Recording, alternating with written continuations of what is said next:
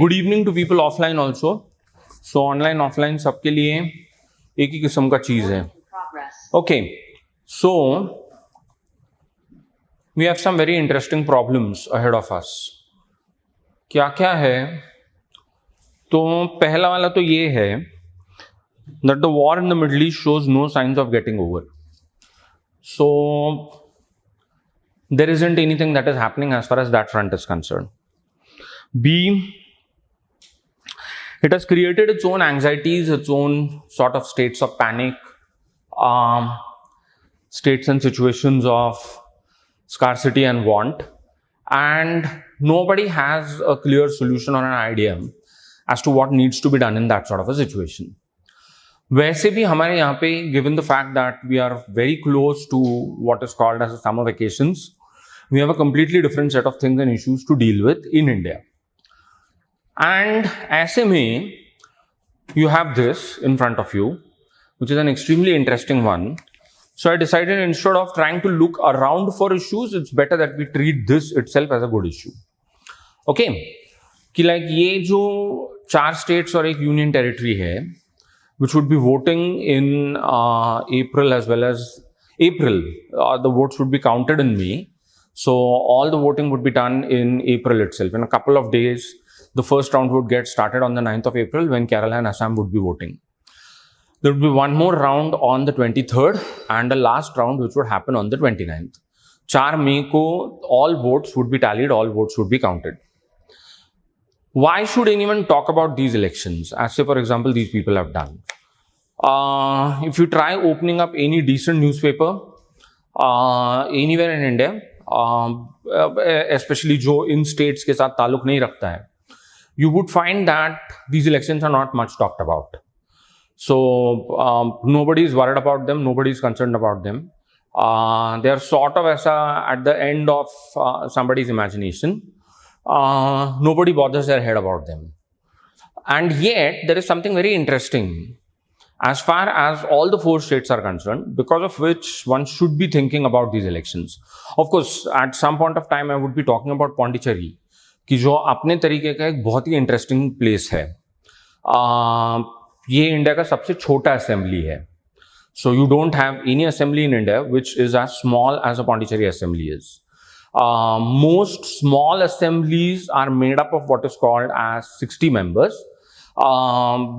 This is a unique one in the sense that this is the only one which belongs to a union territory, which is as small as this.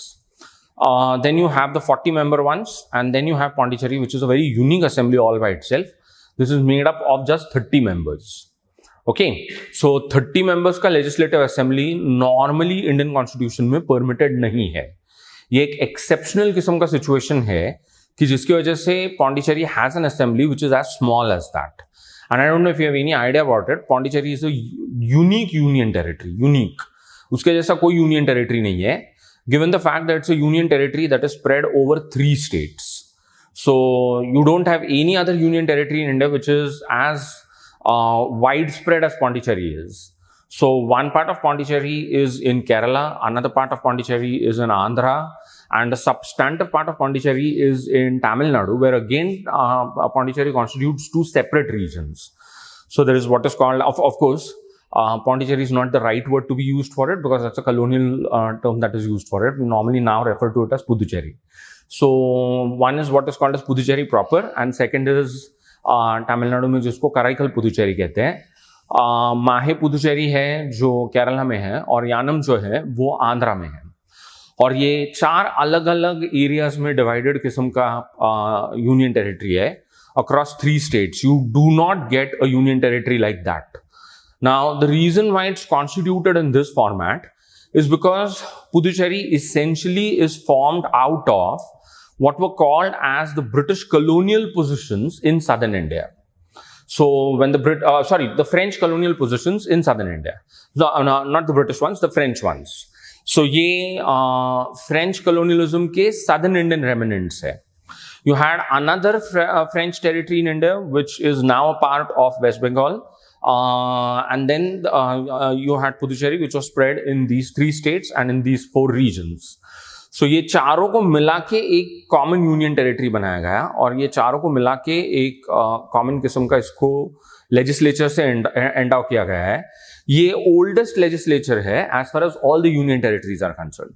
So of Delhi, of Pondicherry and of Jammu and Kashmir, this is the only one which has the oldest one, which was constituted almost immediately when these French territories were sort of incorporated into India and were given a separate sort of status of what is called as a union territory in the Indian Constitution.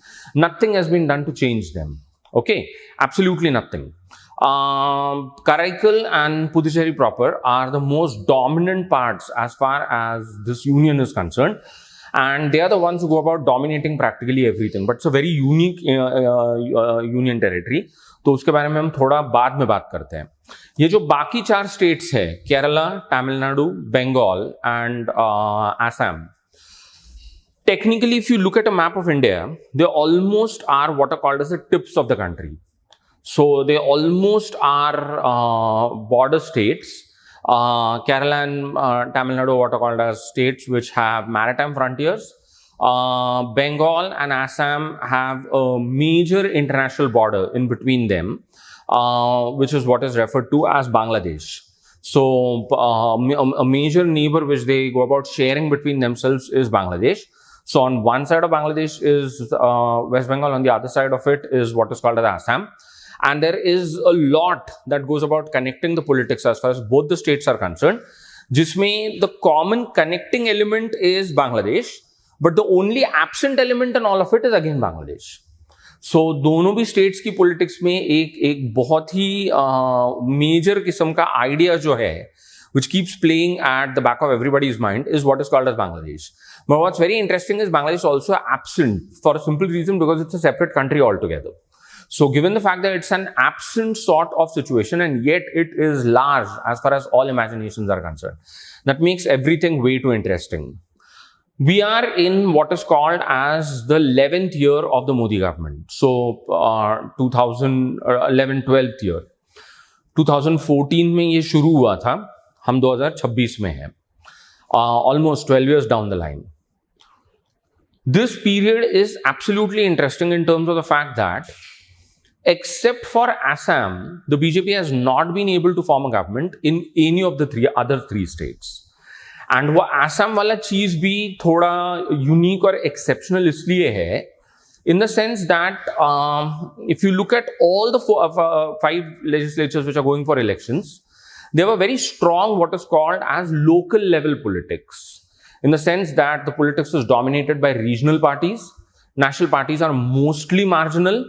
The CPM once upon a time was considered as a big national party, but with the way in which its electoral fortunes have been dwindling, the CPM no longer is considered as a national party. So ये technically सारे के सारे regional parties का खेल है.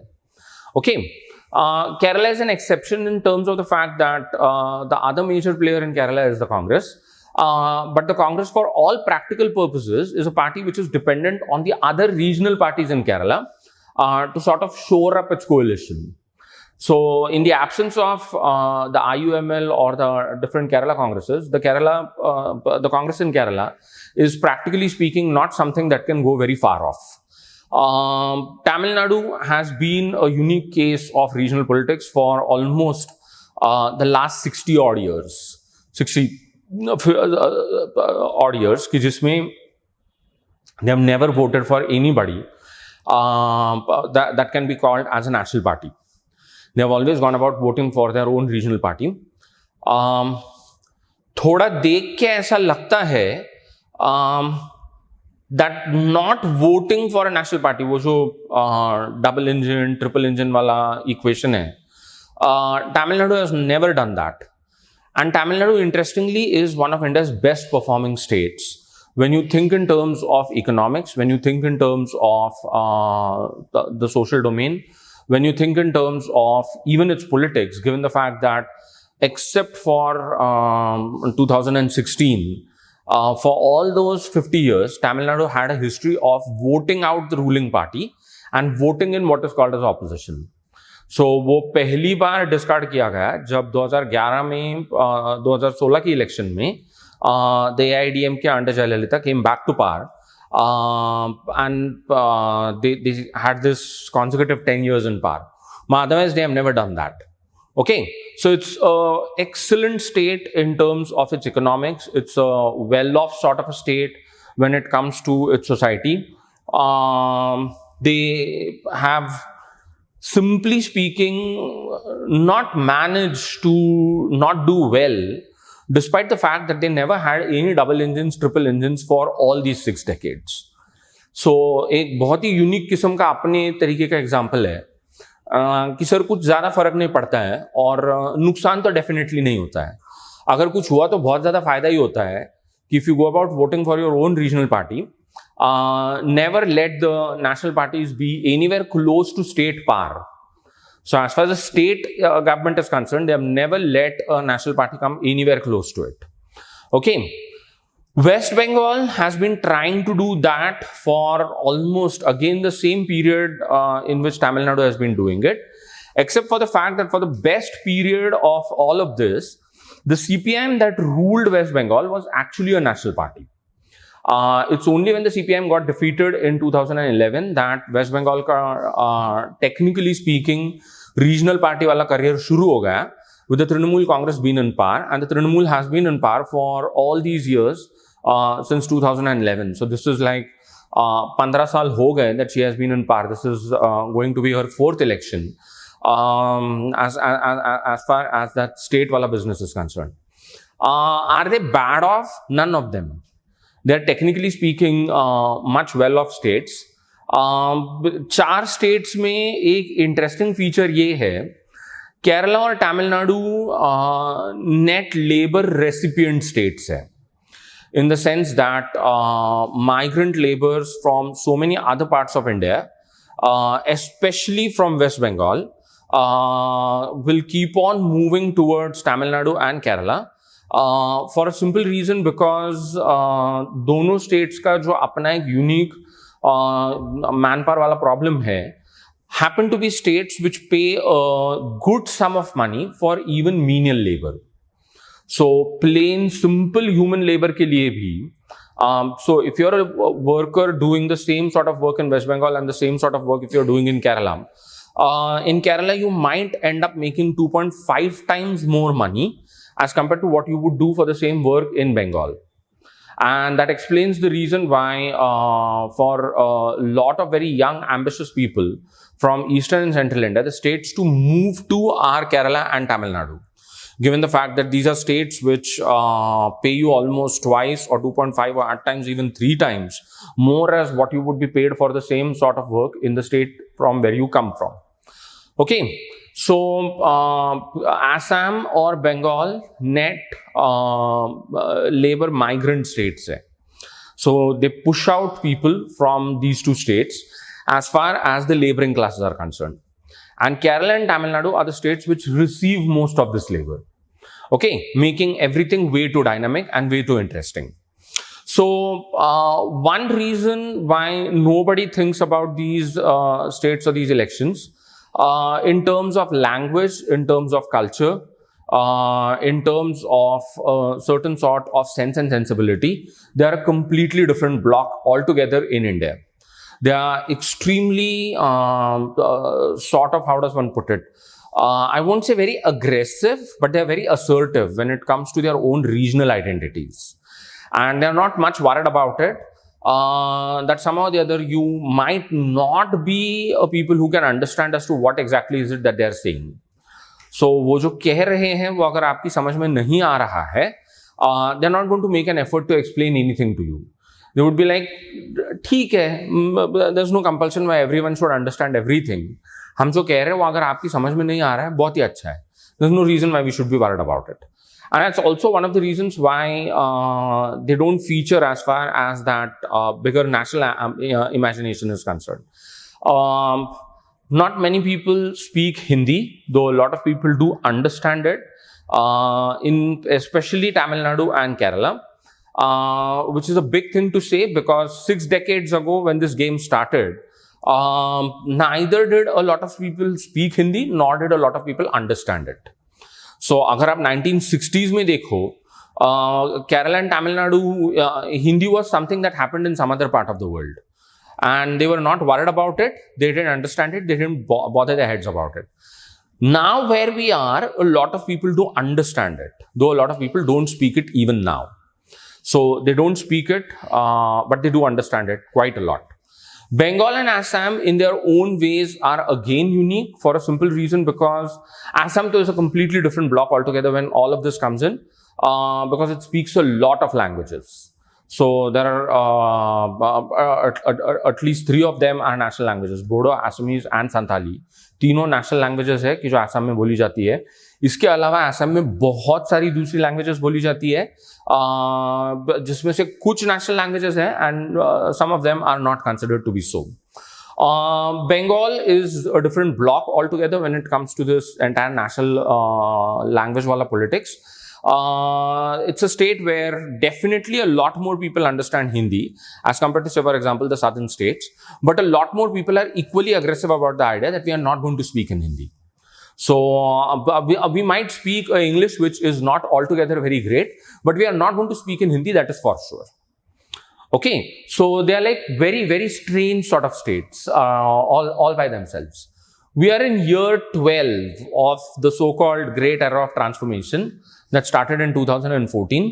क्या transform किया वो मेरे को मालूम नहीं, वो आप मुझे पूछो भी मत, बट माना ये जाता है कि एक बहुत ही मेजर चीज जो है वो इंडिया में शुरू हुआ सम टाइम इन 2014. ये इलेक्शंस इंटरेस्टिंग होती है because if in 12 years down the line the BJP is not able to put up a great performance in these 4 states, then there is definitely all the possibility of this transformation, the so-called transformation that started in 2014, can be now looked at the national level with a great deal of skepticism as to, is this really a great enough idea or do we need to roll it back? Okay, so we are at that sort of crossroads. And nobody understands this much better than the BJP does, that if after 12 years you are not able to make a big push and a headway in these 4 states, then शायद आपका पूरा project जो है can start unraveling at the national level. Because ये 4 states जो है, जैसे मैंने कहा कि ये एक तरह से they are the last digits of your limbs, and they are the last sort of domains in which the BJP has never had any meaningful success. Okay, Assam, as I said, is a different block altogether for a simple reason, because Assam has this strange sort of a history of voting for the same party that is at the national level in par as far as the state level is concerned. So the Assamese normally play it very safe. They've been playing it very safe in that manner since the turn of the century. वो उसके पहले उनका एक बहुत बड़ा regional party हुआ करता था, जिसको आसाम गण परिषद कहते हैं. उसको उन्होंने हकाल दिया sometime in 2001, and since then they have never been interested in what is called as regional parties. Though among all the states, Assam possibly has the largest number of regional parties. So it's one of the smallest assemblies which would be voted. So 294 members to be voted for the Bengal Assembly, 234 to be voted for the Tamil Nadu Assembly, 30, as I said, to be voted for the Pondicherry Assembly, 140 to be voted in Kerala, and only 126 which would be voted in Assam.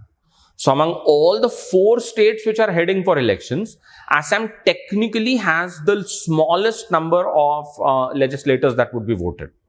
And yet Assam has this very strange sort of a situation that they have been in, कि 2001 से लेके आज तक उन्होंने कभी भी ऐसा नहीं किया है that they have voted for their regional party. So the Assam Gan Parishad is almost a party which is dead and gone.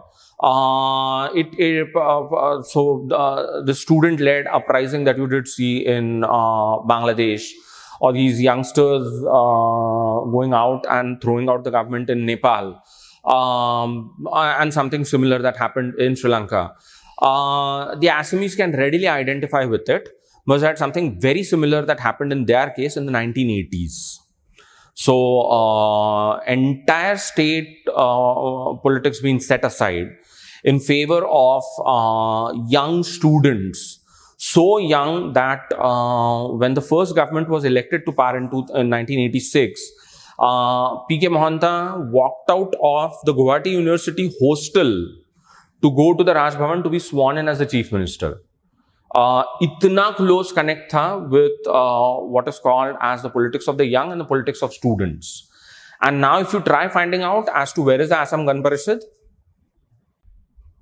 आज की ये वाली इलेक्शन में वो बीजेपी का जूनियर पार्टनर है कि जिसको बीजेपी ने कुछ सीटों के लिए छोड़ दिया है कि you can go ahead and contest these couple of seats, but it's as bad as that. So the Assamese in 2001 was the last time when they threw out this regional party wala experiment, and since then what they have been doing is they've been voting for the national party. Okay, though in bits and pockets you do have the regional parties which keep on getting voted and keep on getting elected.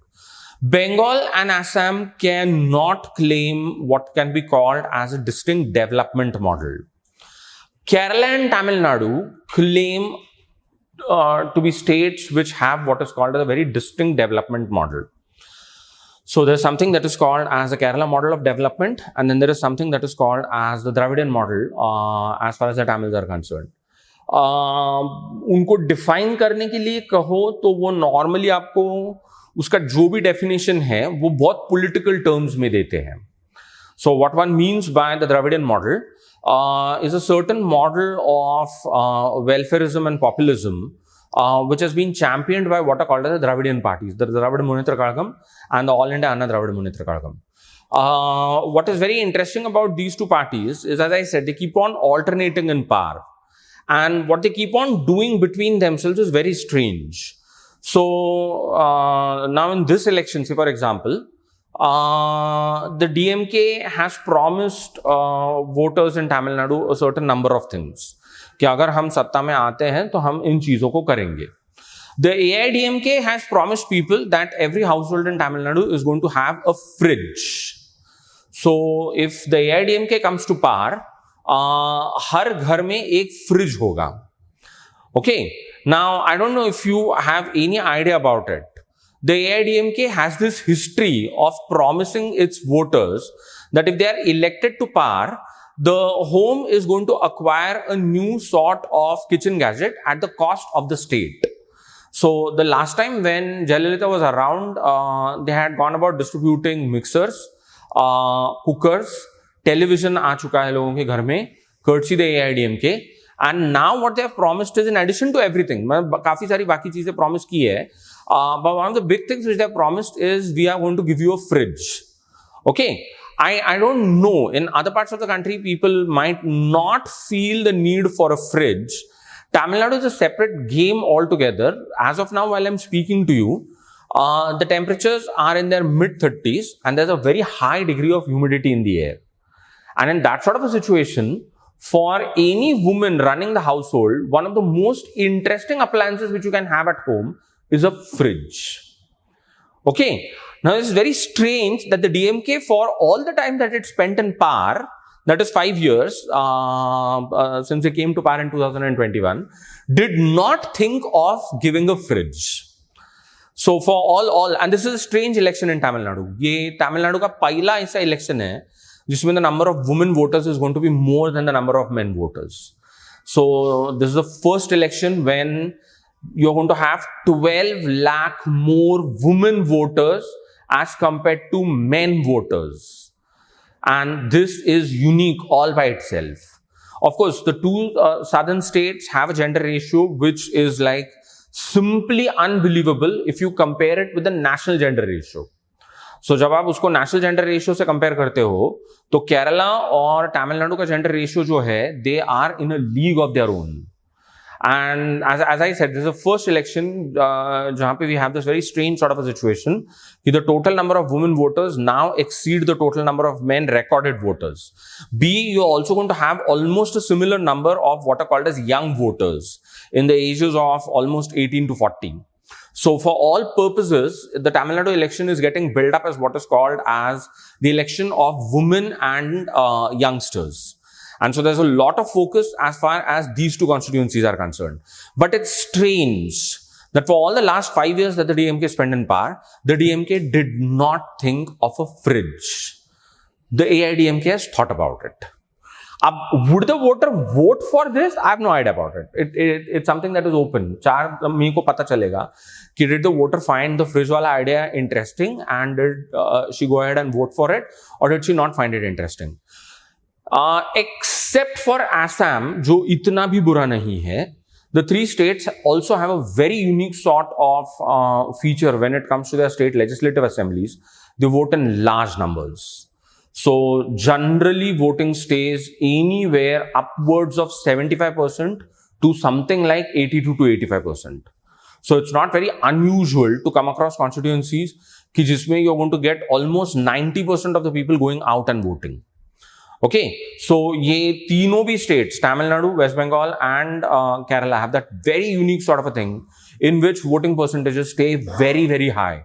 And that is a unique achievement for a very simple reason, because every assembly, when they go out for voting, temperatures normally are in their late 30s, early 40s. There's a very high humidity and yet you get very large numbers of votes being cast. So despite the fact that temperatures 37, 38 के आसपास रहेंगे, humidity might stay close to 65 plus percent, and yet what you're going to get is the voting percentage after everything is done stays anywhere close to 75 to 80%. So would a fridge entice them? देखते हैं. Generally what happens is among the Dravidian parties, if the AIDMK starts a scheme when it is in power, the DMK carries on with the scheme when the AIDMK has been defeated and the DMK has been put into power. They don't give up on the scheme. So you don't have this idea that नहीं पर ये AIDMK का scheme था, हमको उससे कोई लेने देना नहीं है, we might as well cancel out the scheme. So वो शिव वड़ा पाव वाला जो आइडिया होता है ना महाराष्ट्र में, वो वैसा नहीं होता है उनके किसी भी स्कीम के साथ.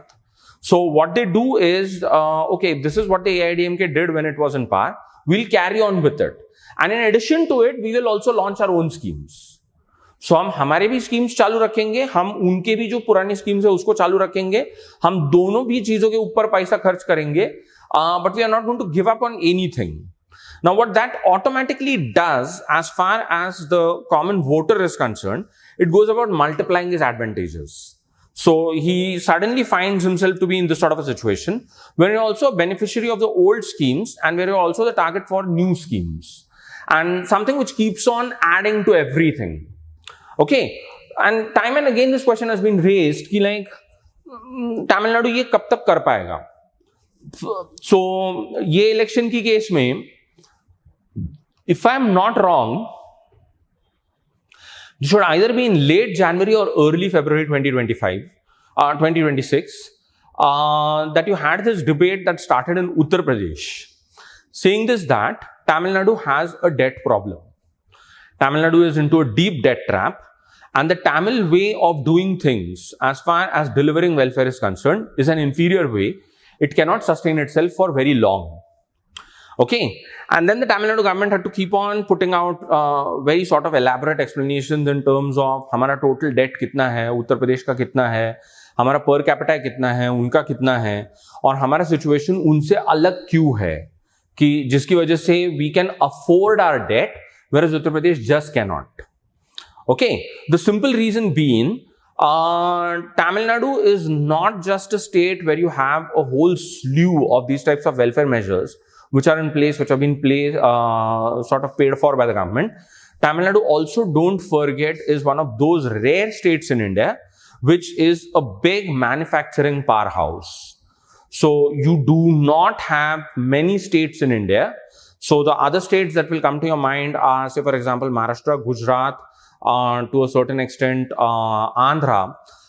But उन सबके आगे, बहुत आगे का अगर कोई किसी का कंडीशन है तो वो तमिल नाडु का है when it comes to manufacturing.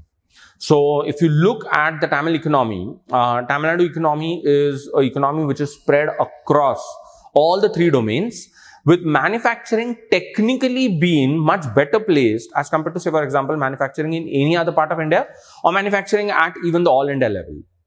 So it is one of the reasons why the Tamil Nadu government is very sure about this, that sir, we can carry on with this for a very long period of time. हमको इसका चिंता करने का जरूरत नहीं है. We are not at all worried about this as to are we going to be in a position to pay for it, for a simple reason, because we are a flourishing manufacturing state. Acha, it also has another very unique thing to its record as of now while I'm talking to you. It's a state which more or less is in that same state of manufacturing that the Chinese would envy, new age manufacturing. So we just don't go about manufacturing the old stuff. So वो तिरुपुर वाला जो चड्डी बनियान वाला business है, so not just that old one, but a lot of new one.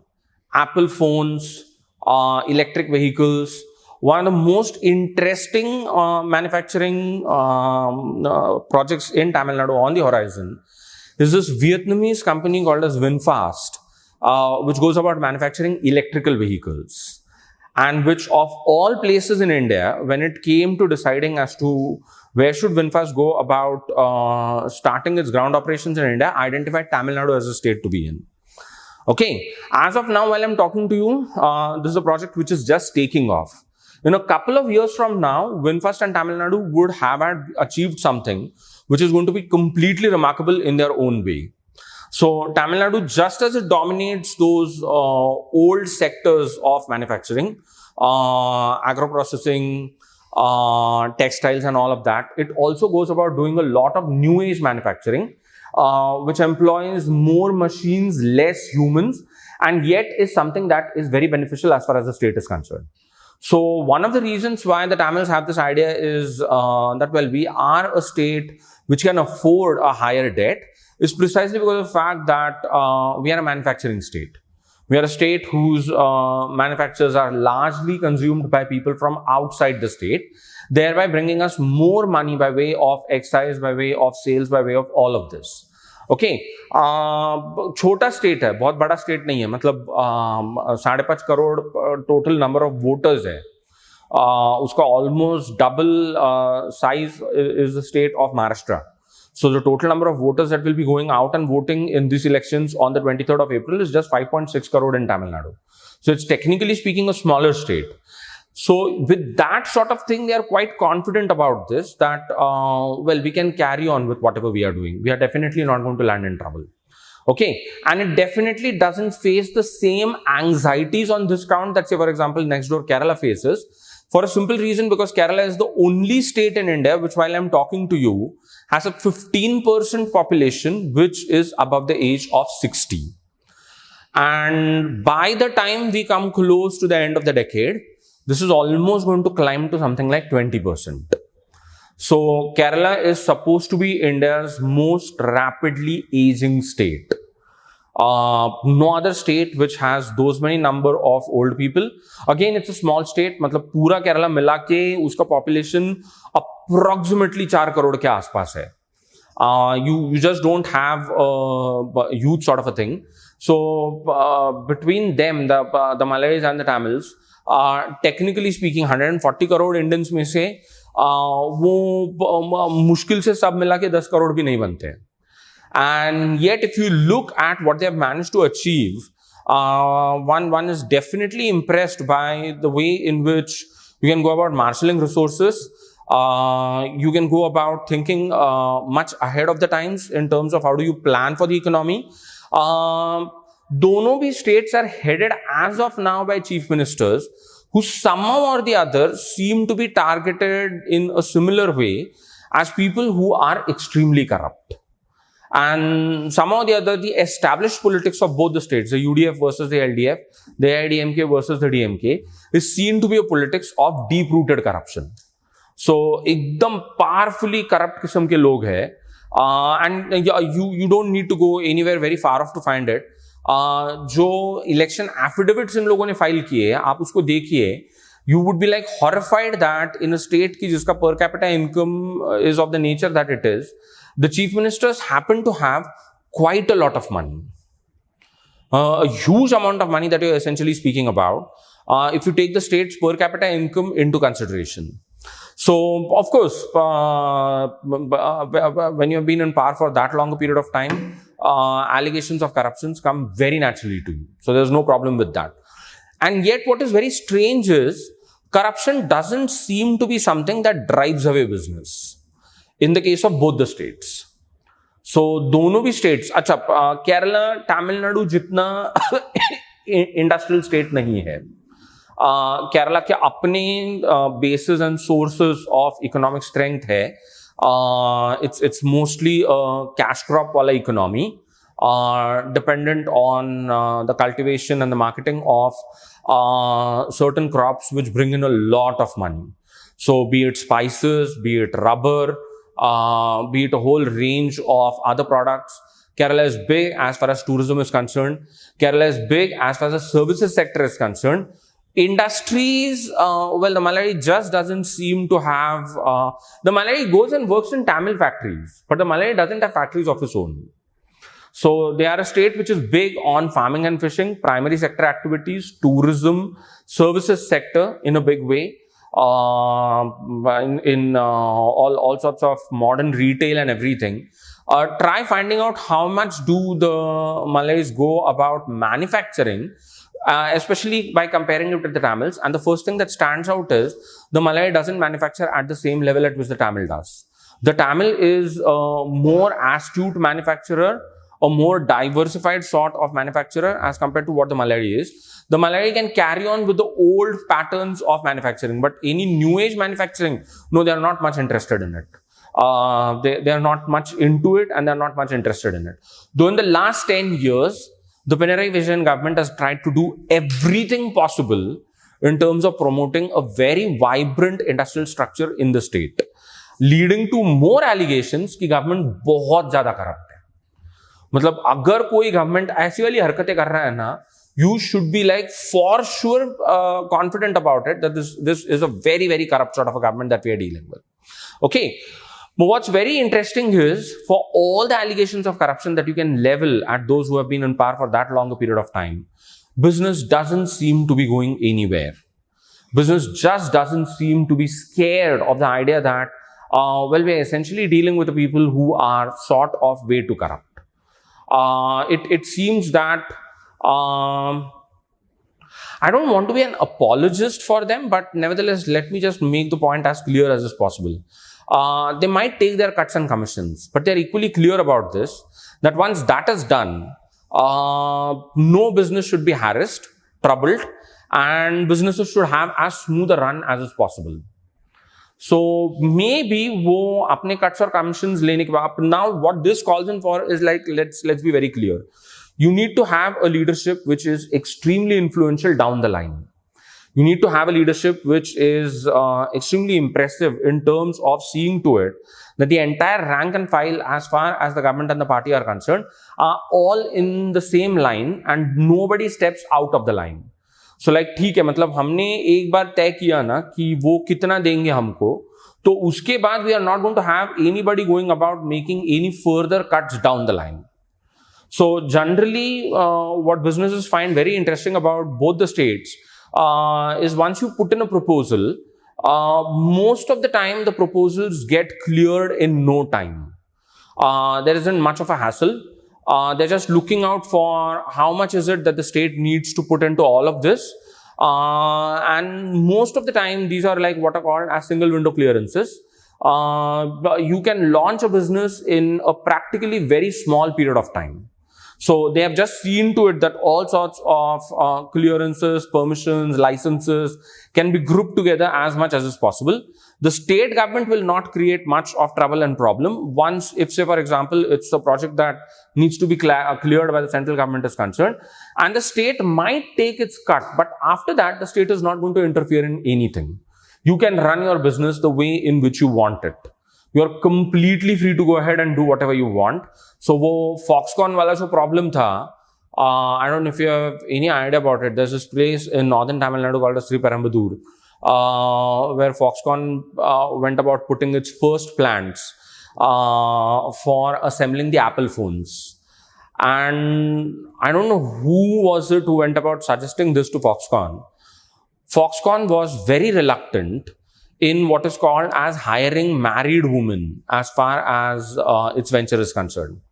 So most of the women who were hired, and there were women who were hired, were young women who were unmarried, who most of the time were, yeah, I'll come to it, don't worry. I'll come to that. So most of the time, these women were unmarried. They were hired through a whole range of acquaintances and recruitment gangs. And they were most of the time informally counseled as much as is possible that don't get married. Okay. Of course, ये सारा किस्सा जो है बाद में जाके बहुत nasty बना when most of the Foxconn hostels landed in trouble in terms of the quality of food which was served to these women, especially in and around that COVID वाला problem. कि जिसके बाद Foxconn ने सारी policies को एक तरह से refurbish कर दिया, that we are not interested in this, we are not interested in that, we want to do something completely different, and went about hiring both married as well as unmarried women. But of course, Foxconn is a different company altogether. अपन इसमें से एक भी चीज में Tamil government ने बिल्कुल ही interfere नहीं किया. The Foxconn opposition, the labor opposition to Foxconn, was led by the communist unions. But the DMK people, despite the fact that the DMK has one of Tamil Nadu's most well-organized labor organizations, did not step into anything. Because right from the top, they were told that this is not for you to handle. This is between them, the workers, and the firm, and they can take care of it. ये हमारा मामला नहीं है. Okay. Now compare that with, say, for example, firms and factories which operate in the Greater Bombay region, and you would know for sure as to how different is the whole situation all about. Okay. So yes, they might be corrupt, but at the same time, they also deliver. So वो एक बार उसने अपना cut या commission ले लिया तो उसके बाद गवर्नमेंट किसी भी चीज में इंटरफियर नहीं करता है. The government lets you conduct your business to the best of your abilities and is not interested in sort of micromanaging every day-to-day aspect of it. Okay, which is a big advantage and which most of the time seems to be working in the benefit as far as most of these firms are concerned. Kerala is trying something similar, but it's definitely going to take a lot of time. Of course, Kerala plays by its own strengths, which are completely different. If Tamil Nadu has the largest number of more women voters as compared to men voters, Kerala also has the unique distinction of having a gender ratio where there are already more women as compared to men as far as the entire population itself is concerned. They are more well educated, they are more well trained. You're going to find them all over the place. Malays, for some strange reason, are a very enterprising people. Of course, I don't need to make any of these very patronizing remarks, but nevertheless, given the fact कि वो समझ में नहीं आते, तो इसके लिए ये सारी चीजें उनके बारे में बोलना बहुत ज़्यादा ज़रूरी है. In a number of cases in India as well as outside India, possibly the first Malayali that you meet in your life is a nurse or a doctor. Okay. And that is one of the most important exports as far as the state is concerned. In terms of the total number of people who go in for nursing, who go in for medicine, and then who manage to somehow or the other leave for some extremely great prospects, are people that you're going to find in Kerala. I don't know if you know about that woman in Yemen who's on the death row, who's a nurse, जो केरला से आती है. So काफी सारे लोगों के लिए दुनिया भर में the first Malayali that they possibly meet in their life is either a doctor or a nurse. It is that close a connection with modern day medicine and Kerala. And yet look at how glorious is the Narendra Modi government कि जिसने गए 10 साल से अगर कुछ चीज केरला को deny की है, it is what is called as an All India Institute of Medical Sciences.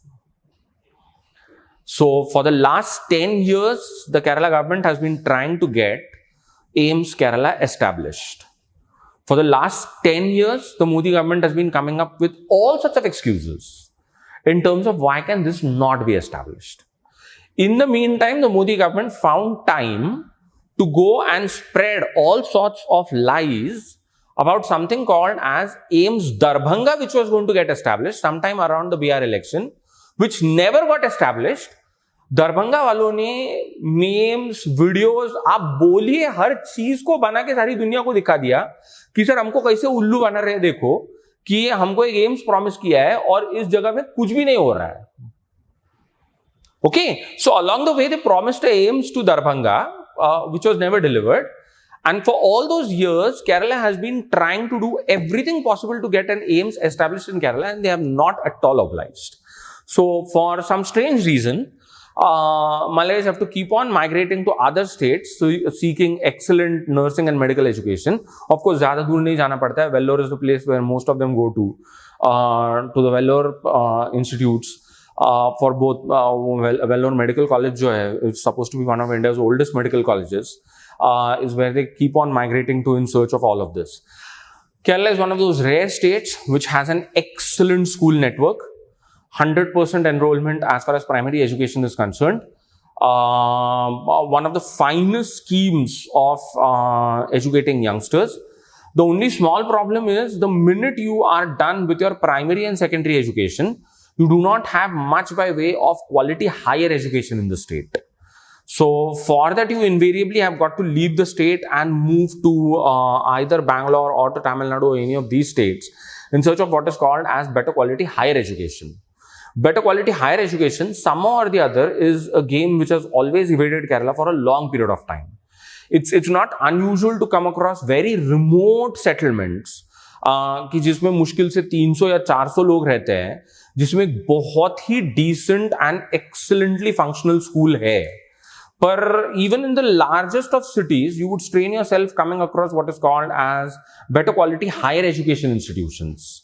So for most of them, your average Malawi has to keep on migrating out of the state for a simple reason because उस किस्म का facility हमारे state में मिलता ही नहीं है. Okay. But then, as I said, they have other levers to pull, and they have been pulling those levers for a very long period of time. चारों states का एक powerful किस्म का जो commonality है is in terms of what is called as empowering the woman voter. The oldest game was started by the Assamese with what was called as the Arunodaya scheme, which started in 2020. Just in time for the 2021 assembly elections. Arunodaya अपने type का पहला scheme था anywhere in India, which wanted women to be registered, mostly women voters to be registered with the state government, in exchange for which the state will give them a certain sum of money every month. The Arunodaya जब 2020 में शुरू हुआ था, the money that they promised every woman was 850 rupees. By the time the election came through, the money had already moved on to 1500 rupees. Okay, and around this time that we are talking about, if you just look at the amount of money that the Chief Minister has managed to push into all these Arunodaya accounts, it's almost 3,000 crore. For a state which is voting the smallest assembly among all the 4 states, that's a huge amount of money that we are talking about. Okay ये बाकी सारी schemes जो है ना, लाडली बहना, लाड़की बहन, all of them, they all came बाद में. अगर सबसे पहले कुछ था तो वो अरुणोदय था. So it was like a very clever sort of a scheme that identified the fact that women can be trusted with this. They all these schemes of registering the woman voter and then transferring money to her bank accounts work almost in the same way as, say, for example, the microfinancing wali schemes work. So if you remember that Grameen Bank wala business, Muhammad Yunus का, वो जिस तरह से काम करती है, ये schemes बराबर उसी तरीके से काम करती है. Identify the woman, get them to register, incentivize them with something which says that in exchange for this we pay you money, and what you get in exchange for all of it is votes. So just as the microfinance idea works, microfinance can easily go about aggregating men. They are not interested in it. The simple idea is the regularity and the trust with which women will repay the loans. Men are never going to do the same. So the idea is men somehow or the other, for lack of any better word, to use a very unconstitutional term, नालायक होते हैं. वो पैसा लेंगे और भाग जाएंगे. वो आपको कभी भी पैसा वापस नहीं देने वाले. But the woman, given the fact that she has a family to run, she has children to take care of, she has possibly older parents and parents-in-law to care for. Most of the time they are not very well educated, are not going to run away with your money. And if you aggregate them, then the pull of the different members of the organization is automatically going to see to it that आपका पैसा multiply होता रहेगा, पर आपका पैसा घटेगा definitely नहीं. So if you leverage money to a collection, aggregation of women, you're definitely going to end up making money by way of interest that you charge on them, but you're definitely not going to lose your money. Okay, so something that underpins the microfinance schemes targeting women's microfinance organizations underpins all the Arunodaya, the Ladki Bahin, Ladli Bahina Wala schemes with the idea that women can be trusted with this money, and women can be trusted most of the time to return the trust by way of votes. Men are not going to do that. वो पैसा लेगा, वो पता नहीं उस पैसे के साथ क्या करेगा, वो शायद जिस दिन आपका आएगा कि सर 5 साल के लिए हर महीने हमने आपको पैसा दिया है, तो आज का दिन है कि जिस दिन आपको आके वोट करना है, there's a very strong possibility वो कहीं ना कहीं पी के वोट कौन डालेगा? Woman is a much safer bet, much safer. कि you keep on telling her every time the money goes into her bank account, हमको भूल मत जाना, वो बराबर वोटिंग वाले दिन आपको जाके वोट डालने वाली है. You can't trust the male voter with this, but the woman voter is somebody that is default going to repay this trust and is going to repay it in huge numbers.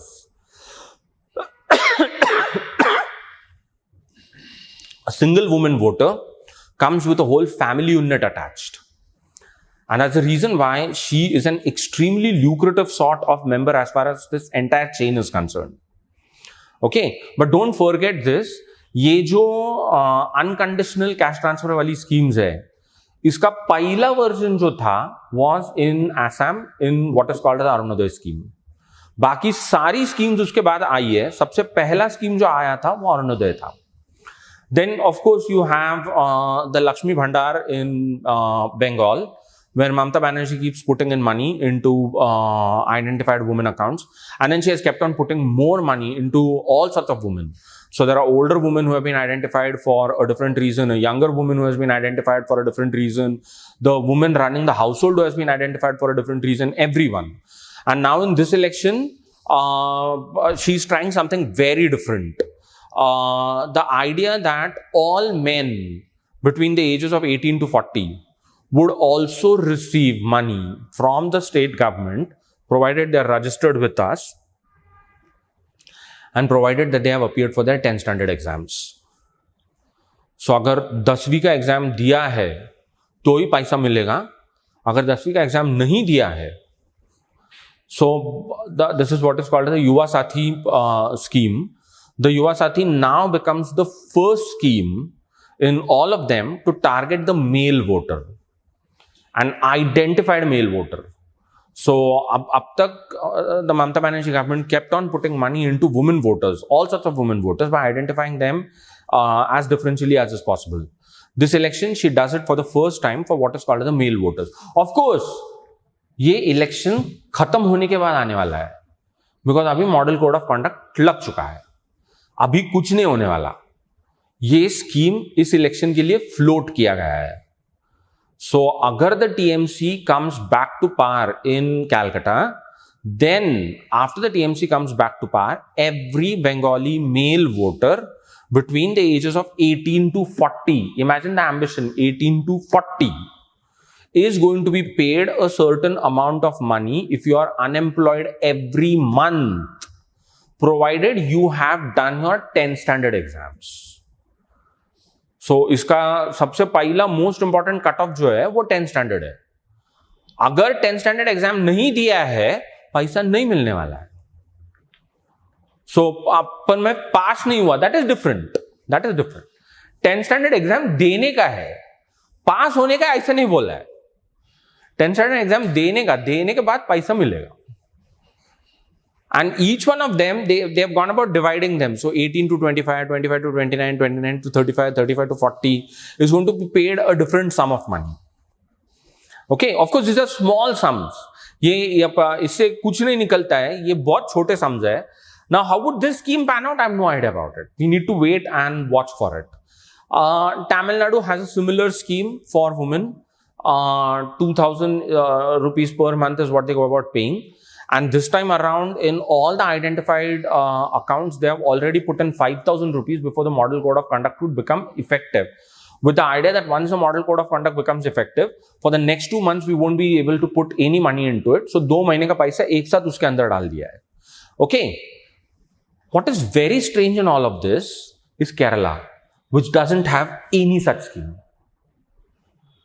So you have Arunodaya, you have Lakshmi Bhandar, you have the Kalaignar Mahila Urumai Tittai. You have all of them. Kerala doesn't pay any woman any sum of money. What Kerala has is what are called as the Kudumshri schemes, in which women are organized across the state for purposes of industry and farming. So you form your organization, you go about practicing cooperative farming. आपको उसके लिए जो भी support चाहिए, सारा का सारा support government आपको प्रोवाइड करेगा. Okay, and all sorts of extension, all sorts of marketing benefits, all sorts of infrastructure benefits, practically everything that you can think of. The Kudumshris run across the state. They have managed to bring in a phenomenal amount of what was once upon a time called as wasteland. And this was a unique sort of Kudumshri started towards the beginning of the last decade. So 2012, 2013 के आसपास शुरू हुआ. कुदुमश्री का problem जिस issue के साथ वो शुरू हुआ था वो ये था, most young Malayali males are no longer interested in farming because farming is labor intensive, and especially Kerala farming is extremely labor intensive. Young Malayali male are not interested in it. They migrate in search of good jobs. A lot of them go to the Gulf. They make a lot of money, and they're not interested in something called as farming. If at all you have farms, you now need to sort of run it with migrant labor, or else you have a very small problem on your hand. You cannot run those farms and the land stays waste. That is where somewhere in 2013, the Kerala government came up with this brilliant idea, which said this, that if women form cooperatives and if women decide to take up farming, the state will do everything possible in terms of promoting these women cooperatives. And it started with farming. It moved on to, if you want to start off your small businesses, we'll support you in that. If you're looking out for any other economic ventures, we'll support you in that. Of course, the scale of everything was small. So these were what can be called as the small and the micro organizations. They were never supposed to be even medium scale organizations, but they worked well. They brought in hundreds of women into these activities. Surprisingly, the Kudumshri women are, as compared to all other women in Kerala, much well off in terms of what is called as a certain sort of a guarantee as far as income is concerned. So most of the time, most of the inputs that farms need are sort of either subsidized by the government or paid for entirely by the government. So this sort of works in your benefit. And you most of the time as a woman feel that, well, this is more substantive as compared to the government giving you money. So सरकार आपको पैसा दे, उसके एवज में government providing you with this sort of situation where it facilitates business and farming is much more substantive. Kudumshris have branched off into fishing cooperatives. Kudumshris have branched off into minor forest produce wala cooperatives. They have branched off into so many other things. So for Kerala, you don't have anything of the Ladki Bhain, Ladli Bhaina, nothing. No, the government doesn't provide you with any sort of monthly money in your bank accounts. What the government provides you is a large sort of facilitation as far as a whole range of economic activities are concerned, which will empower you, which will see to it that you sort of are somebody who can take charge of your destiny, and can be agents of transformation at your own level. So they are not interested in what is called as paying money in your bank accounts. And that has really worked wonders as far as most of these people are concerned. You have women doing, अगर 100 साल के पहले आपने किसी को बोला होता that you're going to get women in Kerala who can climb up the coconut palm and go about bringing down the coconuts, people would possibly never have believed you. But by the time we came to the 1990s, the coconut palms really did not have anybody to take care of them, for a simple reason, because most young Malayali men who could climb it and bring down the coconut started suddenly finding it, sir, कुछ भी नहीं है उसमें, बिल्कुल पैसा नहीं है, pointless किस्म का activity है. So we brought in people from Karnataka, we brought in people from Bihar, Bengal, all of that. And then now what you have at post Kudumshree is women who are working the coconut plantations, climbing up the trees, getting down the fruit, processing it at times, selling it off, and making money out of it. So women were never supposed to go ahead and carry on with these types of agricultural jobs all by themselves. But Kudumshree has sort of enabled a lot of women to go ahead and do this all by themselves. And that has brought about a substantive sort of a change. So the Kerala government doesn't pay any woman any of pension schemes for a simple reason, because as I said, Kerala has a large population of people who are very old. So given the fact कि Kerala India का वो state है कि जिसका already 15% population as 60 cross कर चुका है, that's the reason why you have the multiple sort of pension schemes which are in place. And of course, they don't pay you a lot of money as such. So you do have government employees and people who have worked with multinational corporations and everything in Kerala who are old and who have different sets of pension schemes and who get paid a lot of money. And then you have older Malayalis who are paid pension schemes by the state. And if you look at the difference between the two pensions in terms of the money that you get, there's a huge difference. The government doesn't pay you a lot of money, but nevertheless, that is enough to take care of your daily needs and wants. Okay, now it's going to be tested, because the Kerala government did make this claim that Kerala is the first state in India which has zero extreme poverty. A lot of people don't believe in it for a simple reason, because people have this idea that they're using ways and methods of calculating this कि जो ultimately are moving towards that idea कि मेरे को zero दिखाना ही है इसमें. So जिसकी वजह से वो methods आपको zero दिखा रहे हैं. The point is possibly that is not very true, and once you have the results coming in, that would be sort of tallied in terms of did this claim actually ring true with the people, or did people feel कि नहीं ये एक बहुत ही loud किस्म का claim था जो उतना भी सही नहीं था. Okay, so each of these states has their own problems. For the BJP, as I said, they are important for a very simple reason, because they are the last states of the union in which the BJP has never managed to move in a very big and substantive way. And if after 12 years of Modi you are not able to do much with it, then in that sort of a situation, the whole idea of what does the BJP represent in power is going to be very severely questioned. And maybe that opens up the possibility of the rollback as far as this whole project is concerned. Okay, so that's the reason why these elections are extremely important. Of course, the चारों governments जो है बहुत ज़्यादा populist है. चारों governments जो है are governments that have a problem in terms of racing ahead as far as their expenditures are concerned as compared to the resources at their disposal. अब जब GST नहीं था तो state governments ये सारी हरकतें कर सकती थी. Now with the GST regime being in place, states suddenly find that you do not have much of avenues by way of which you can go about making that sort of money. Okay. But then, of course, as I said, the Kerala and Tamil Nadu have found their own ways of how do you tide over the situation. So they are two of India's best states when it comes to the state governments trying to do everything possible to maximize their own revenue resources. So not a single thing within the state which can be untaxed goes untaxed. Practically everything gets taxed.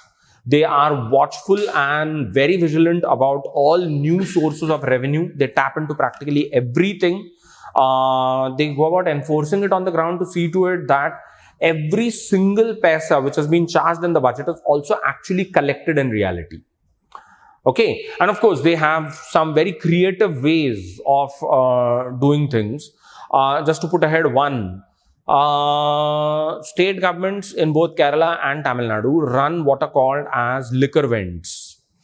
So state अपने खुद के liquor vents चलाती है, thereby ensuring that quality liquor is served at affordable prices, thereby maximizing the state's revenue as far as all of this is concerned, and at the same time seeing to it that people do not end up dying drinking spurious liquor. So poisoned, adulterated liquor P के मर जाएंगे, well वैसा वाला situation नहीं रहेगा. Kerala it works differently. In the Indian Union, they are the only people who drink the largest amount of alcohol every year. Something that not many people find very believable. Malayalis drink 8.8 liters of alcohol per year on average. Itna daru for all those Punjabi pop songs, nobody drinks. Okay, and others don't get a sense of it for a simple reason, because Malayalis don't make Punjabi pop songs. So वो 4 bottle vodka वाला जो किस्सा है ना, there is no Malayali equivalent of it. So you don't have a Malayali song that talks of it, and yet as compared to the Punjabi, the Malayali actually drinks double the amount of liquor. So jitna daru for all that it shows a Punjabi can go about drinking, in any given calendar year, an average Malayali ends up drinking almost twice that. I don't know. But if you are drinking the largest amount of liquor in the union, and if the state is running the liquor vent, I don't think I need to explain the phrase चारों उंगलियां घी में, पांचों उंगलियां घी में और sir कढ़ाई में, as far as state revenues are concerned. Okay, this is, and of course this is just one of the ways. इसके अलावा बहुत सारे दूसरे तरीके हैं जिससे स्टेट्स हर एक चीज पे जिससे पैसा वसूल किया जा सकता है, पैसे वसूलती है. So if you look at, say for example, Assam and Bengal at the other end, two states which will make a lot of noise about the union paying us money. Of course, the Bengalis never had a government which was a double engine government. So they permanently have this problem that union government हमको वो पैसा देती नहीं है जो हमारा हक है. Assam, since for the last 25 years has been voting along that double engine wala game, has always benefited out of central grant transfers. And there's a lot of money that comes that way, and that's the reason why Assam doesn't make that noise. But Bengal keeps on making that noise. The two southern states will join at Bengal in making that noise, but at the same time will go back and will go about doing their own businesses in their own way by seeing to it that you do a lot of what is called as internal revenue mobilization. So practically every single thing that you can go about realizing revenues out of, try getting them into the net as much as is possible. No wastage, complete, very disciplined sort of enforcement of the revenue regimes, thereby seeing to it that the state keeps on maximizing its revenues. Okay, and that's the reason why they sort of, as I said, stand in a different block altogether.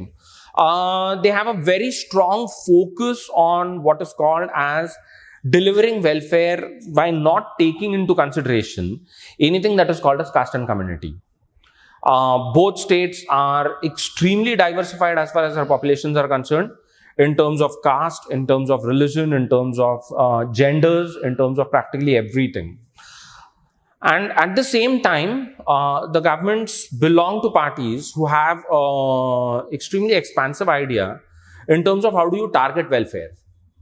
So you target welfare by maximizing reach, by seeing to it that wastage gets cut down as much as is possible. You learn from past examples. There's a lot of devolution and decentralization.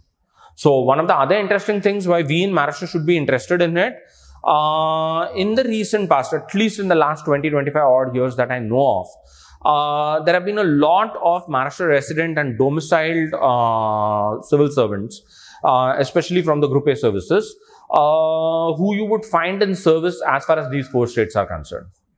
So if you are a young civil servant who has cracked his UPSC and who has joined in and who is looking out for a really competitive and challenging service, the cadres to opt for are definitely Kerala, Tamil Nadu, West Bengal, Assam sort of last में आता है, पर Kerala, Tamil Nadu तो definitely way on top. Of course, people will also go to Karnataka, people will also go to Telangana and Andhra, people might go to Gujarat, but the other states of the union are like, and at least अभी तक तो चारों भी states से मेरे को ऐसा कोई भी officer नहीं मालूम है.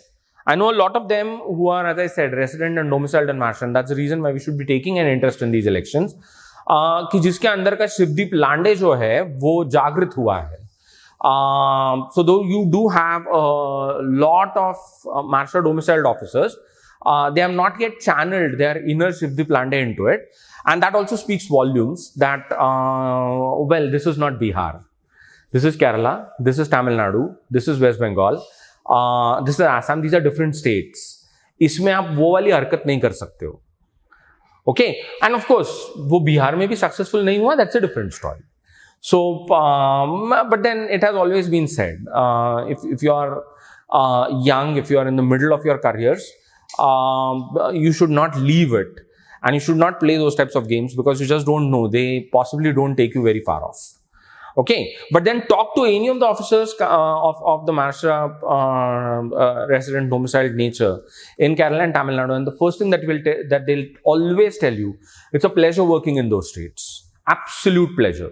In terms of fact that the amount of bureaucratic decentralization that you have, the amount of power that district headquarters and bureaucrats have in terms of taking decisions, in terms of managing budgets, in terms of delivering services on the ground, almost makes you sort of feel happy about the fact that, well, you're doing your job well. You have a lot of opportunity to do it. You can definitely look at whatever you're doing with a lot of satisfaction. And it sort of makes you feel happy about contributing to states which sort of have ideas of development which are inclusive, which give into plurality and rationality, and which are at the end of the day give you so much bang for your buck. So that's one of the reasons why we in Maharashtra should actually be interested in these states. For a simple reason, because they might not be as rich as a state जिसका capital Bombay है. पर पता नहीं अब is that good enough thing to anyway brag about any longer, given the fact that it's one of India's unhealthiest of cities. But nevertheless, कि जिसका capital Bombay है, तो इनका ऐसा कुछ नहीं है. Thiruvananthapuram and Chennai definitely don't fall into the same block as Bombay. Don't trigger the same sort of imaginaries as Bombay does. Okay, and yet the states are so very different. But चारों states का ये जो चारों बड़े states हैं, one major common problem in the coming years, which most of them are not talking about, they are not even heeding it, and they're just hoping कि sir ये परेशान नहीं करेगा और चला जाएगा, is climate. All 4 states have a major climate issue. Assam has that problem of the Brahmaputra eroding the lands year upon year. Bengal has a horrible problem in terms of the amount of water which should be available every year. You sort of have a major issue with it. So the floods are severe. The heat is unbearable. It's playing havoc as far as the agrarian economy of the state is concerned. Tamil Nadu, for all that it can claim, of all the states, Tamil Nadu and Kerala are those states which have overworked tourism departments. And for a lot of Indian and foreign tourists, the places to go to are Kerala and Tamil Nadu.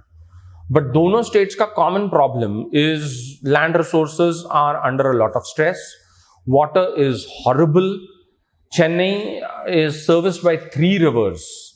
And all 3 of them, I can't think of a word more powerful than poisonous. But then at the same time, as most of them in Chennai would agree with, poisonous possibly doesn't describe it totally. वो उससे भी horrible है. So तीनों नदियां जो है, the Adiyar, the Koyam and the Kosalstiyar, all 3 of them are extremely polluted. Air pollution is horrible. Kerala has a permanent problem over the last almost 10 years. I hope people are aware of the fact. The last 10 years, starting off from 2015 to 2025-26 that we are talking about, are the hottest recorded in what is called as all climate records all across the world. So, गए almost 200 साल का हम temperature record निकाल के देख सकते हैं. और इन 200 सालों में ये जो गए 15 साल है, they are the hottest, with every passing year being hotter than the year that has gone by. And each of these 10 years are years wherein Kerala has had that huge problem. It just hasn't rained adequately. Kerala is where the southeast monsoon begins. Kerala is what is called the land of the monsoon for a simple reason, because the first state to receive the monsoons in India is going to be Kerala. Kerala is used to a huge amount of rain, which sustains 3 rice crops across the year. And yet, forget the 3 rice crops, even the first one after the rains that is normally harvested around Onam is a crop which has gone in for a massive amount of problem over all the last decade that we have been seeing. Just doesn't rain enough. और जब बारिश आता है, वो कुछ ऐसे vehemence और vengeance के साथ आता है that it almost draws out entire mountains down into the river valleys. So all 4 states have this common problem, that they are some of India's frontline states as far as the climate change challenge is concerned. None of them have a plan in terms of how are we supposed to combat this. For a simple reason, because चारों का development goals or development plans जो है, they sort of run contrary to what is required if you want to mitigate the problems as far as climate change is concerned. So, Charo, of course, Kerala and Tamil Nadu will make the loudest noise about what needs to be done. But try looking out as to what are the governments doing, and you will find nothing is being done. For a simple reason, because अगर आपका पूरा idea ये है कि हमको revenues maximize करने के है, we have got to ensure growth year upon year. We have got to see to it that we are going to have huge amount of investments as far as the state are concerned. Then obviously the one thing that goes out of the window is what is called as mitigation and adaptation to climate change. That is something that just doesn't happen. Though Kerala is one state that is different for a very simple reason, because it promotes a lot of what is called as public transport. So, and now they're working across the state in terms of seeing to it that end-to-end, point-to-point connectivity should be done by way of what is called as public transport. There should hardly be a reason for anyone to take out his own vehicle to go about driving out on the streets. So, state के रास्तों पे किसी भी वजह से आपको आपका गाड़ी चलाने का जरूरत नहीं पड़ेगा, is what they are planning. But of course, all of that calls in for more roads, more sort of flyovers, bridges, everything. Most importantly, more metro connectivities. So Kerala, last state to join the metro business, despite the fact that the most celebrated metro man in India, Mr. Sridharan, who was responsible for the Delhi metro, was from Kerala. So, and yet Kerala was the last one to sign up to this metro business. But now that they have signed up, they almost have that idea of, we have a lot of catching up to do. And if you look at the way in which they are planned the metro networks, common people are horrified. Sir, at the end of all of this, Maybe transport to ho jayega, but you would also have compromised with climate. You would also have contributed significantly to warming, and you just don't have an answer to all those problems. So, charo states ka common problem ek hi hai. Of course, the southern states are in a different league altogether. The eastern states are in a different league. For the eastern states, cannot compare with the southern states as far as the amount of development that the southerners have achieved is concerned. And yet they have the same problem. That climate ruins things every year, but we just don't have a plan in terms of how are we supposed to counter it. Acha, charo states ka ek common problem hai. There's a lot of focus on women. There's a lot of talk about women. There's a lot of activity around women. There aren't sufficient women candidates out on the ground. So if you look at all the major political parties, the one thing that stands out is everyone talks about women need to be empowered, about women need to be looked after, taken care of, strengthened, this, that, everything. Ticket देगा नहीं देगा. Ticket बिल्कुल नहीं देगा. Okay, Bengal sits differently for a simple reason, because it's the only state of the Indian Union as of now which has a woman chief minister. And that's the reason why it sits differently. And yet in Bengal, the total number of women legislators that you're going to get, 294, it's a huge assembly. It's not a large number that we're talking about. So, charo states ka common problem hai. They will keep talking about women in terms of how they need to be promoted, how they need to be empowered, what all we need to go about doing in terms of safeguarding them. And yet, when it comes to actually putting them into legislatures, getting them elected, voted, putting them into cabinets, they all have a bad sort of a thing and a very bad record. And none of them feels at all the sort of need to go about changing or improving on this. Most of the women that we do have candidates are women who are there precisely because of what is called as their links with powerful men. So maybe aapke sasur the, aapke husband the, somebody or the other was a powerful politician. Either he is dead or he is no longer in this game, and that's the reason why you are considered as a candidate. But otherwise, independent women of the Mamata Banerjee variety, you're not going to find much as far as all four states are concerned. Okay, so it's again something that is very common to all four of them.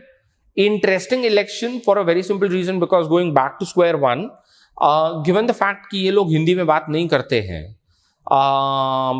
Hindi समझता है पर बात नहीं करते हैं, वो तमाम किस्म के जो national polling agencies हैं in India, all that crap and nonsense, they have no way of gauging as to which way are the winds blowing. So who are they voting for? You are not going to get much by opinion polls, and try doing it. They can definitely fool you. Definitely, unbelievably fool you. The Malays and the Tamils are at the forefront of an idea which says this, that अगर कोई भी आया ये पूछने के लिए कि आप किसको वोट कर रहे हो, उसको वो इतना उल्लू बना सकते हैं, इतना उल्लू, that you might end up inventing a party. So forget. So until and unless the votes are actually not counted, you are not in a position to say ki which way is it going. They'll come for everybody's rallies, they'll take part in everything. बहुत ईमानदार लोग हैं, सब लोगों से पैसा लेते हैं, खाली वोट किसको देंगे वो किसी को भी बताते नहीं है. और जब एक्चुअली काउंट हो जाएगा तब आपको पता चला. And remember that the total number of votes casted are going to be as big as 80 and 85%. So in that sort of a situation, you have to actually wait till the very last round of counting. Kerala has a bad history. In Kerala, people get elected by the smallest of margins. So we have cases wherein somebody has got elected with 90 votes, somebody has got elected with 900 votes. Max, it goes into something like 5,000 or 6,000 votes. So max margins की जिससे आप चुन के आते हो वो 5 या 6,000 के margins हो सकते हैं. It can be as competitive as that. You have to wait till the very last rounds to find out as to which way has the election gone. Okay, welcome. The summer has just started. Interesting times ahead. Enjoy. And very interesting election for a very simple reason, because वो gas वाला problem जो है, so in practically all the other parts of India, you have a major crisis in terms of हम सुबह से उठ के आए हैं, हम कल रात इधर ही सोए थे हमारे सिलेंडर के साथ और हमको गैस नहीं मिल रहा है. Try finding out how many such people have you come across from these 4 states. And the answer is hardly anybody. The unique Indian distribution system is at work. So what the union government is doing presently is seeing to it that the states going to elections are going to be prioritized when it comes to the distribution of cylinders. So for no reason are these states going to suffer. But that automatically means that the states which are not going to elections have all those wonderful stories, pictures and videos of कैसे हम हमारे cylinder के साथ कल रात से यहीं पे सोए हैं. Are you getting it? This is how we manage. इसको इंडियन जुगाड़ कहते हैं. ये स्टेट इसी तरह से जुगाड़ करती रहती है. अच्छा, Malayalis are the only people who are very worried about the war in West Asia for a simple reason, because they actually have material, moral, monetary interest as far as that conflict is concerned. For a lot of Malayalis, I don't know, I can't put it that way, because if you don't have a background of it, you would possibly not understand it. Kerala's biggest festival is Onam. Actually, the second biggest one is coming up next week, next to next week, when Kerala will be celebrating Vishu. पर ओनम अपनी तरीके का festival है, because Vishu में वो उस scale पे नहीं होता है जैसे ओनम में होता है.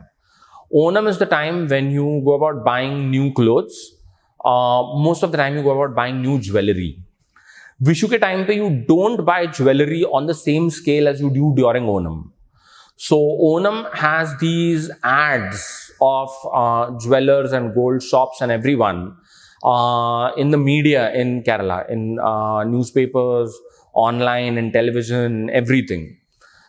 And they'll advertise it. So for example, Muthoot Gold is a major firm.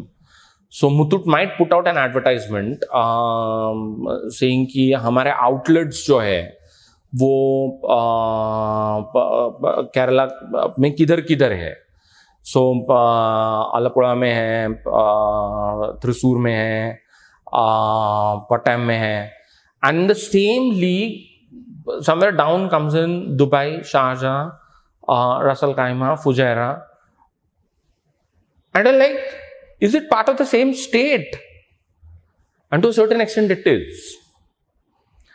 The Malayali looks at everything in the Middle East as almost an extension of home. So for a lot of Malayalis, home is some place in Kerala, some town, some village. 86% of Kerala lives in what is technically called as a urban center. उसका size differ होगा, पर 86% of the state lives in urban centers. You can very well imagine as to what level of development is it that we are talking about. And then the Malayalis' other idea of home is Dubai, Sharjah, Abu Dhabi, mostly in the Emirates. And you'll find them in everything from the low-level jobs to the higher-up jobs. In the United Arab Emirates and in Oman, Malayalis can be found doing all sorts of jobs. The most low-skilled ones to the highest skilled ones. Okay. So obviously they are the more worried people in terms of when is the war going to end and how is it going to end and what is going to happen. And in that, the Malayalis' concern is not so much about LPG cylinders. So बाकी सारे देश का जो concern है कि sir ये कब खत्म होगा और कब शुरू हो जाएगा हमारा गैस का सप्लाई, तो तुम्हारे सब लोगों का प्रॉब्लम एलपीजी सिलेंडर है. मलयाली का problem when he looks at the middle eastern war is not the LPG cylinder. It is something much beyond that. It is jobs, it is employment, it is clean up, it is basically related to how soon is the economic cycle going to go back to normal. It is about, is he going to have the same contracts with the same sort of pay scales as he had earlier, or is there going to be a renegotiation of it? what exactly changes along the way. Are you getting that? Very interesting times. Of course, the most interesting place is Pondicherry. 30 लोगों का assembly है, 16 लोगों का जरूरत बनता है government बनाने के लिए. इलेक्शन होने के बाद एक डिसएडवांटेज ये है, तो Pondicherry assembly has 3 nominated members. These 3 nominated members are nominated by the Lieutenant Governor. The Lieutenant Governor normally nominates them from the BJP. Given the fact कि Lieutenant Governor यूनियन गवर्नमेंट ने भेजा है, तो Lieutenant Governor invariably ये जो 3 लोगों को nominate करता है, ये 3 लोग invariably बीजेपी के लोग हैं. So हर इलेक्शन में the BJP begins with 3 members already in the list. So election का रिजल्ट किसी भी तरीके से आ जाए, अपने 3 मेंबर्स डिसाइडेड है. अब उसके बाद तुम लोग गिनो कि किसको किधर जाके बैठने का है. And Pondicherry has a strange sort of politics in which people, if they ever get elected on the opposition benches, need not sit on the opposition benches for the entire period of the assembly. There is a very strong possibility कि election का result आ जाने के बाद ही suddenly might decide, sir मेरे को उधर नहीं बैठने का, मेरे को इधर बैठने का है. You can't stop him from doing that, given the fact that numbers are small. So ये anti-defection doesn't bother them. The most important politician in Pondicherry these days, while I'm talking to you, is a certain man called as Santiago Martin. Of course, he's not in contestation. In contestation is his son, Charles Martin, who is definitely going to get elected from a constituency called as Kamraj Nagar. Santiago Martin, if you remember, the last time that we in India talked about him was in 2019, when Justice Chandrachud had ordered the election receipts that political parties had to be made public.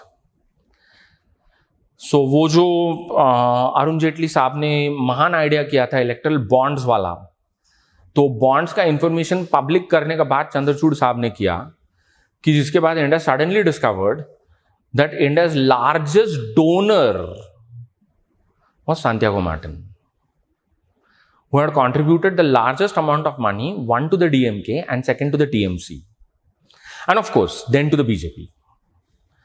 Martin, to contribute that largest amount of money, मतलब 500 करोड़ के आसपास पैसा Martin साहब ने 3 political parties में distribute किया था.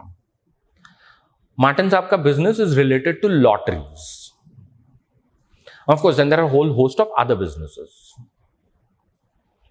Okay, and in this election in Pondicherry, the most important mover of this election is Santiago Martin. So, I don't know, we are just waiting for the 4th of May to dawn to get a gauge and a sense. अच्छा, पौंडीचेरी सबसे अलग है for a simple reason, because Pondicherry French में बात करता है. बाकी सब लोग जब अपनी लैंग्वेजेस में बात नहीं करते तो वो इंग्लिश में बात करते हैं. पौंडीचेरी जब तमिल में बात नहीं करता है तो वो फ्रेंच में बात करता है. Pondicherry yet has some 7,000 people who are resident in Pondicherry but who are not Indians. They are French. They are registered in the French electoral votes. They are a part of something that is called the Indian Ocean Territory of the French National Assembly. They vote in all the French elections. They live in Pondicherry. You can't make out their names because their last names mostly cannot be French. So the last names might be perfectly some Subramanyam, some Parthasarthi. But there's a very strong possibility कि sir वो Indian नहीं है, वो French है. And they have inherited this from their parents or their grandparents. At the point at which Pondicherry became a part of the Indian Union, these were people who refused to go to France. They continued to live in India because that was the agreement between the French and the Indian governments, that these people will live in India, but for all practical purposes, they would be treated as what is called as full citizens of the French Republic, who have got no responsibilities towards the Indian Republic. So वो रहते India में है पर वो French है. Okay, so it's a very small place, a very interesting place, absolutely interesting. And the Congress in Pondicherry, well, these days they are campaigning on something called as how has Swami Aurobindo's great memorial that is called as Auroville now started becoming a RSS Adda in Pondicherry. Well, that's a different controversy altogether. So welcome. The summer has just started. It is going to become more sizzling. And by the time 4th of May comes, and of course 4th of May ko mera sad problem ye hai ki I won't be in India to take a look at all of this. And that's the reason why I decided to do this. But I was in two minds about it. Karu ya na karu? Kya karu? But then baad mein maine ye तय किया कि नहीं मैं बात कर ही लूं, for a simple reason because ideally I would have loved to talk about the elections after the results are declared in terms of making sense of the results. But given the fact that I won't be in India at that point of time, so I decided ठीक है मैं थोड़ा पहले ही बात कर लूं. Can I predict as to which way is it going? Definitely not. So certainly not. The LDF has been in power for 10 years in Kerala. There's a huge anti-incumbency. But then would the Congress be in a position to translate it into something meaningful? Depends on a lot. The Congress is a divided house in Kerala and has always been so. The one thing that we know for sure is if the UDF comes to power, we are not going to get a Christian chief minister. It's definitely going to be a Nair chief minister this time around. None of the Christian leaders have been pushed for the CM's role. So this is going to be a different election. Tamil Nadu, this would be what is called as MK Stalin's swan song. So if he at all manages to come in, this would be the last time that he would be in an ascendancy. For a simple reason, because Stalin, being what Stalin is more interested in seeing to it that his son Udaynidhi Stalin inherits the mantle as seamlessly as is possible. But then equally, this is going to be the last election as far as E. Palaniswamy in the AIDMK is concerned. Brilliant administrator, absolutely stunning sort of a politician, who had a very grassroots sort of movement upwards. It would be a pity if they don't give him the chance. But then technically speaking, दोनों के लिए Stalin और Palaniswamy का एक तरह से आखिरी election है. Palaniswamy, if he doesn't get elected, well, the AIDMK is almost going to chop him up and finish him off. And Stalin, even if he gets elected, is going to go about transiting towards that situation in which Udaynidhi Stalin would possibly become the face of the business a couple of years down the line. Assam, possibly, as I said, if you take that past history into consideration, that, well, we vote for the same party that is in power in Delhi, should benefit the BJP. But at the same time, on the ground, there's a huge problem in terms of the way in which Hemanta Biswa Sarma has been going about conducting business for the last 5 years. So no idea as to which way would that one go. Pondicherry, we know for sure, कुछ भी हो जाए, मतलब किसी भी तरीके से the votes get cast, Rangaswamy becomes the chief minister once again. Except for the fact that if the Congress DMK performs well, be prepared for it that he would be leaving the ANRC and joining the Congress. It's equally possible. And West Bengal, for sure, it's like a tall thing for the BJP to bring down Mamata Banerjee. It's an impossible sort of a thing. The Congress or left का जो alliance था last election में वो टूट चुका है. So it's like a straight fight between Mamata and the BJP. And Mamata, being what Mamata is, well, she's not going to go down that easily. And the BJP is going to find things way too difficult. You know it is a difficult election for the BJP when you know that in most Calcutta constituencies, there are a lot of BJP candidates who are roaming around campaigning with a fish in their hand. Convincing the electorate that, well, अगर BJP जीतती है, तो आपको मच्छी खाने को मिलेगा. वो प्रूव करने के लिए वो हाथ में मच्छी लेके घूम रहे हैं. It's that bad. When it is as bad as that, you know for sure as to it simply is going to keep on getting worse than this.